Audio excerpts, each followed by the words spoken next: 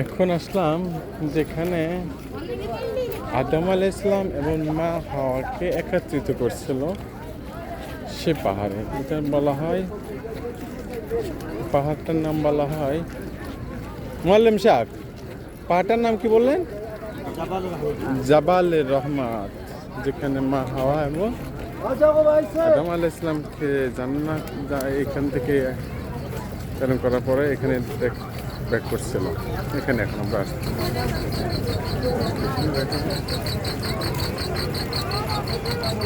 মানুষ মার্কেট করে বেঁচে কিনা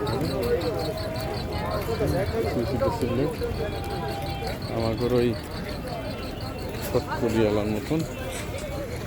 আমরা এখন এই জানালে পাহাড় উঠবো। এখান গিয়ে এখানে কিছু দেশীয় ভাইরা বেচা কিনা করতেছে, ইন্ডিয়ান পাকিস্তানিরা।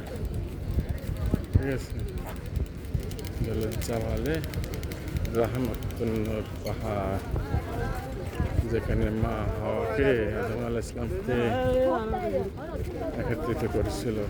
তাই অর্ধেক জিন্দিগি জান্নাত থেকে কাটানোর পরে এটা হলো সেই পাহাড়।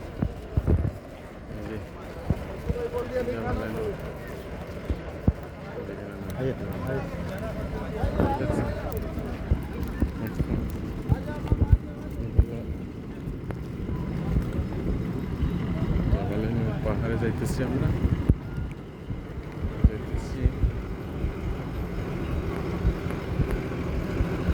এখানে যখন মা হাওয়া বাবা আদম আলাইহিস সালামকে একত্রিত করা হয়েছিল, তখন মা হাওয়া কোথায় ছিলেন? এখানে একত্রিত হওয়ার আগে আদম আলাইহিস সালাম কোথায় ছিলেন? উনি তো শ্রীলঙ্কাতে নাম ছিলেন। আলাদা আলাদা করতে হলে আলাদা আলাদা ফে করা লাগবে। আচ্ছা, কোনো অসুবিধা নেই, ইনশাআল্লাহ।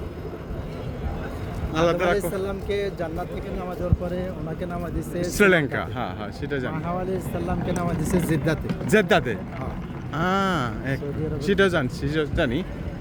হ্যাঁ, তখন এখানে আদম আলাইহিস সালাম ওখানে থেকে এখানে আসছিলেন। আদম আলাইহিস সালাম তো এই সারা পৃথিবীতে তারা দুইজনে মানুষ।